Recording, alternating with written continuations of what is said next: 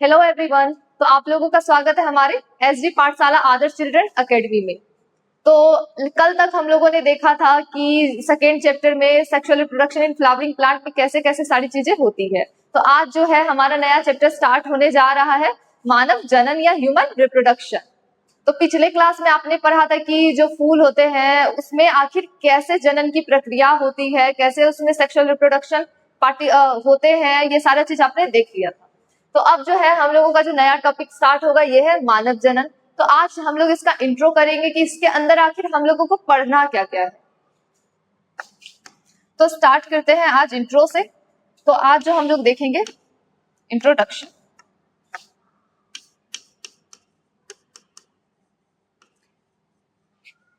तो इंट्रोडक्शन के अंदर हम लोग समझने वाले हैं कि आखिर ये जो चैप्टर है हमारे लिए कैसे महत्वपूर्ण है, इसमें हम लोग क्या क्या पढ़ेंगे, कितना सारा टॉपिक इसके अंदर कवर करना है। तो अगर हम लोग बात करें तो सबसे पहले इसमें हम लोगों को समझना होगा कि मानव जनन है क्या। फिर मानव जनन समझने के बाद ये समझेंगे कि जो मानव जनन है इसकी प्रक्रिया की शुरुआत होती कैसे है। तो जैसे पिछले चैप्टर में भी बताया गया है कि जो किसी भी चीजों में अगर जनन की प्रक्रिया होगी तो उसमें हमेशा 3 चीजें होंगी, खास करके अगर लैंगिक जनन हो रही है तो। एक तो सबसे पहले क्या होगा, निषेचन पूर्व की घटना, निषेचन पूर्व। उसके बाद होता है निषेचन, और उसके बाद निषेचन पश्चात।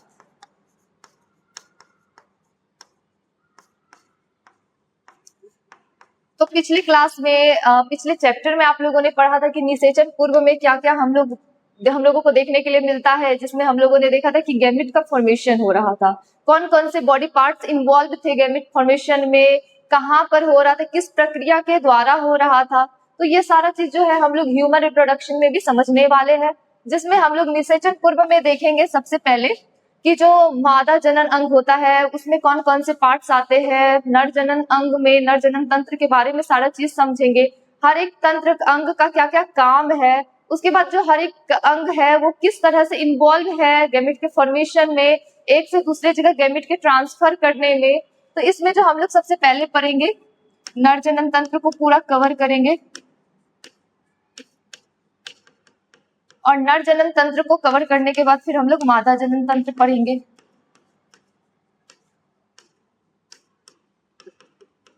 जो नर जनन तंत्र है उनमें गैमेट्स का फॉर्मेशन होना कब से स्टार्ट होता है, ये सारा चीज भी देखेंगे, जिसमें प्यूबर्टी, यौवनारंभ, इन सब चीज को भी हम लोग कवर करने का कोशिश करेंगे। लैंगिक भिन्नता क्या है, ये सारा चीज इस चैप्टर में आप लोग पढ़ने वाले हैं। फिर मादा, जैसे कि नर है तो वो मादा से किस प्रकार भिन्न है, कौन कौन से पार्ट्स उसके भिन्न होते हैं, ऐसे क्या क्या लक्षण है जो उनको एक दूसरे से भिन्न बनाते हैं, ये सारा हम लोग इसमें देखने वाले हैं। फिर दोनों जनन तंत्र के बारे में, उसके पूरे हर एक पार्ट्स के बारे में स्टडी करने के बाद फिर हम लोग जो इसके आगे पढ़ेंगे कि जो नर जनन तंत्र है इसके अंदर आखिर कैसे गैमेट्स का फॉर्मेशन होगा, यानी कि जो नर युग्मक है इसका कैसे फॉर्मेशन होगा। तो जो नर युग्मक है इसको हम लोग बोलते हैं ह्यूमंस में शुक्राणु, यानी स्पर्म।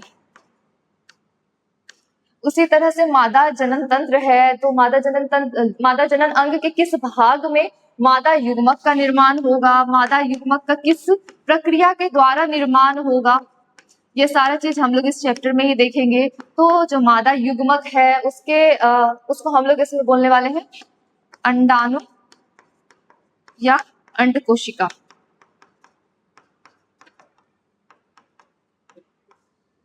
ओवम या एग सेल।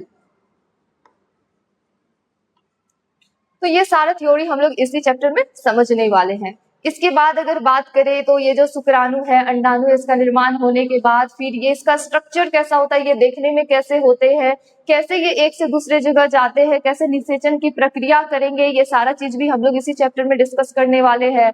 उसके बाद फिर हम लोग देखेंगे निषेचन की प्रक्रिया आखिर कैसे होती है, निषेचन की प्रक्रिया में कौन कौन से पार्ट्स इन्वॉल्व होते हैं, आखिर कैसे ये निषेचन की प्रक्रिया कंप्लीट हो पाती है, अगर नहीं हो निषेचन की प्रक्रिया तो फिर क्या होगा। उसके बाद निषेचन पश्चात की घटनाओं को देखेंगे कि अगर निषेचन हो जाता है तो जैसे जाइगोट का फॉर्मेशन हुआ तो कैसे वो आगे चल करके एक परिपक्व एम्ब्रायो बनेगा, एम्ब्रायो बनने के बाद उसका कैसे डेवलपमेंट होगा, कैसे वो एक फुलफिल बेबी बनेगा, ये सारा चीज हम लोग इस चैप्टर में डिस्कस करने वाले हैं।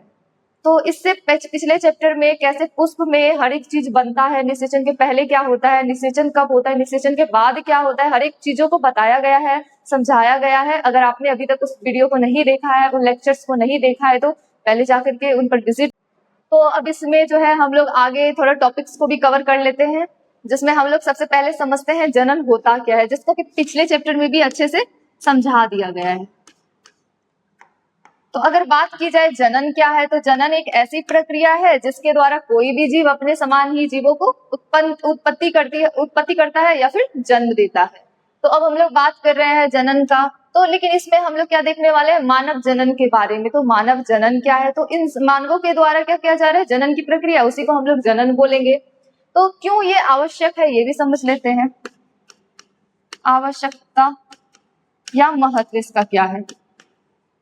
तो अगर बात करें हम लोग मानव जनन के महत्व की, तो सबसे पहला महत्व इसका क्या होता है कि जो अनुवांशिक लक्षण है उनके गुणों को आगे तक लेकर के जाना, अनुवांशिक गुणों को आगे तक पीढ़ी दर पीढ़ी स्थानांतरण करना, उसके अलावा अपनी जनसंख्या को बरकरार या बनाए रखना, उसमें कमी नहीं होने देना। तो इसी तरह से अब आगे बात करते हैं थोड़ा जनन चैप्टर जो है मानव जनन, उसके एक टॉपिक को जिसका नाम है प्राथमिक जनन अंग, इसको आज समझने का कोशिश करते हैं।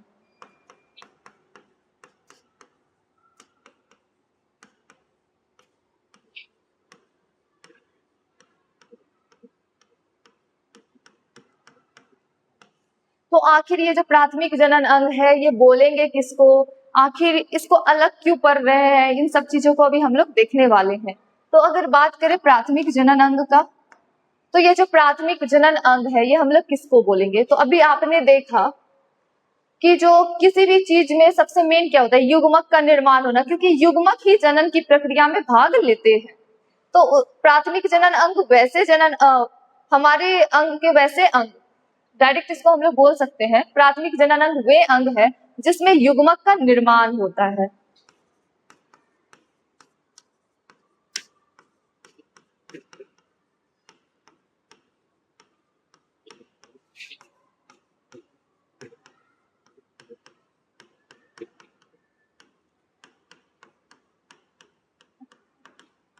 तो अगर बात करें जनन अंग का, तो जनन अंग के अंदर बहुत सारे पार्ट्स आते हैं, लेकिन कुछ एक मेल तथा फीमेल दोनों में एक एक ही पार्ट होते हैं जिसमें कि युग्मक का निर्माण होता है।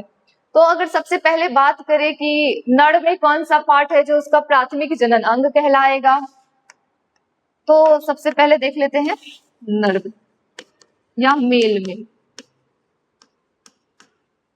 तो अगर बात करें हम लोग मेल में कौन सा पार्ट है उसका जो प्राथमिक जनन अंग कहलाएगा, तो उसको हम लोग बोलते हैं टेस्टिस।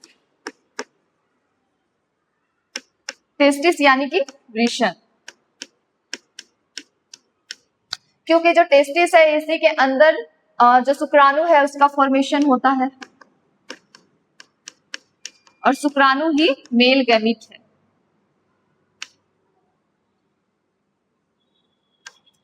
अब ये जो शुक्राणु है यही आगे चल के निषेचन की प्रक्रिया में भाग लेंगे। अब जो ये टेस्टिस है यहाँ से एक हार्मोन रिलीज होता है जिसको बोलते हैं टेस्टोस्टेरोन।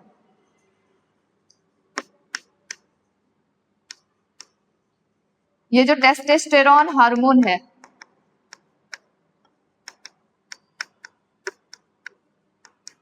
यही सहायक होता है पुरुषों के द्वितीयक लैंगिक लक्षण में।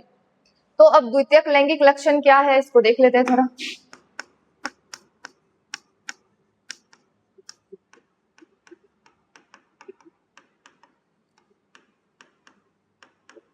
तो ये जो टेस्टोस्टेरोन हार्मोन है ये पुरुषों में द्वितीयक लैंगिक लक्षण में इसके साथ साथ शुक्राणु के निर्माण हेतु आवश्यक होते हैं।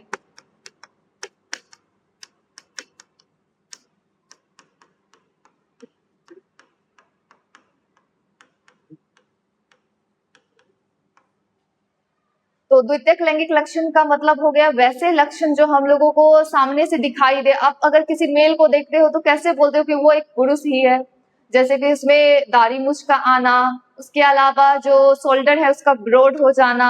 तो ये सारी जो चीजें आपको दिखाई दे रही है ये सारी क्या है, जैसे आवाज का भारी होना, तो उसका द्वितीयक लैंगिक लक्षण है।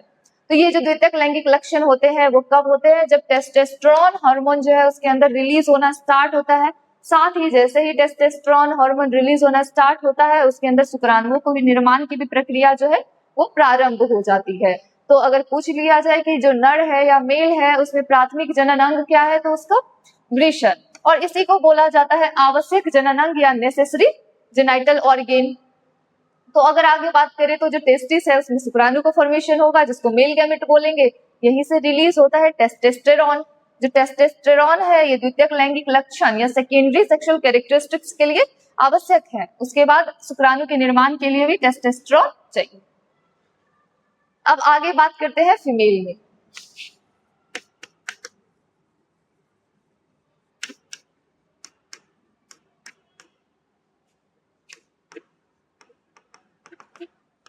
तो अगर फीमेल में बात करें तो जो फीमेल है उसका जो प्राथमिक जनन अंग या नेसेसरी सेक्सुअल ऑर्गेन है वो क्या है? अंडाशय।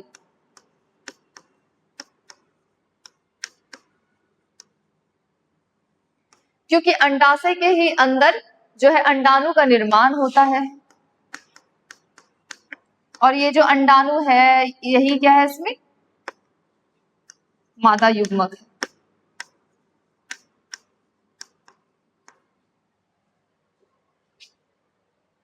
उसके अलावा जो है अंडाशय के द्वारा दो हार्मोन्स भी रिलीज किए जाते हैं, एक है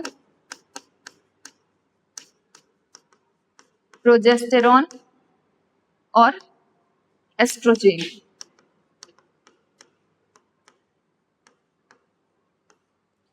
अगर बात करें प्रोजेस्टेरॉन के एस्ट्रोजेन की तो इसका काम क्या है इसको समझने की कोशिश करते हैं। जो एस्ट्रोजेन है इसी के यही है जो कि द्वितीयक लैंगिक लक्षण में भूमिका निभाती है।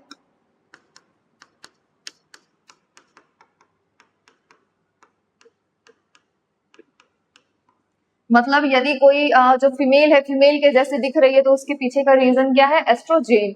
इसी के कारण क्या होता है द्वितीयक लैंगिक लक्षण उसमें नजर आते हैं, जैसे कि उसके कमर वाले पेल्विस एरिया का थोड़ा चौड़ा हो जाना, ब्रेस्ट का डेवलपमेंट होना, तो ये सारी चीजें जो है किसके कारण है? एस्ट्रोजन हार्मोन के कारण। इसके साथ साथ जो मासिक चक्र है उसका भी स्टार्ट होना ये भी एस्ट्रोजन के ही कारण होता है। तो अब बात करते हैं ये जो दूसरा हार्मोन प्रोजेस्टेरॉन है इसका क्या काम है।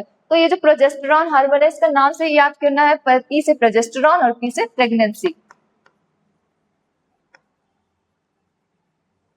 जो प्रोजेस्टेरॉन हार्मोन है ये प्रेगनेंसी में हेल्पफुल होती है, यानी कि जब मासिक स्राव की प्रक्रिया के लिए जो अंडाणु है वो निकल जाते हैं वहां से, तो फिर उसके बाद प्रोजेस्टेरॉन जो है रिलीज होना स्टार्ट होता है ताकि निषेचन की प्रक्रिया हो। निषेचन की प्रक्रिया के बाद वो जो जाइगोट है अच्छे से डेवलप हो सके। तो डायरेक्ट हम लोग बोल सकते हैं प्रोजेस्टेरॉन तभी रिलीज होगा जब निषेचन की प्रक्रिया वगैरह होनी होती है या फिर प्रेगनेंसी हो।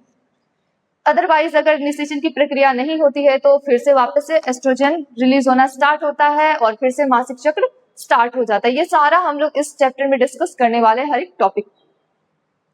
तो आज आपने जो देखा इसको एक बार थोड़ा रिवाइज कर लेते हैं। तो जनन हम लोग ने स्टार्ट करा है मानव जनन। तो मानव जनन जो है होता क्या है, उसका आवश्यकता क्यों है, महत्व क्या है, ये देखा। उसके बाद देखा है कि इसमें प्राथमिक जनन अंग क्या है। तो अगर बात करें तो नर युग्मक जो है वो जहाँ पे बन रहा है वो नर का आवश्यक जनन अंग हो जाएगा, जहाँ पे मादा युग्मक बन रहा है वो मादा का आवश्यक जनन अंग हो जाएगा। तो नर में और मादा में क्या है कैसे है ये सारा चीज आपको समझ में आया होगा उम्मीद है। तो अब आगे जो है इसके आगे का जो भी चैप्टर्स वगैरह से रिलेटेड सारा डिस्कशन है वो हम लोग अगले वीडियो में देखेंगे। Thank you.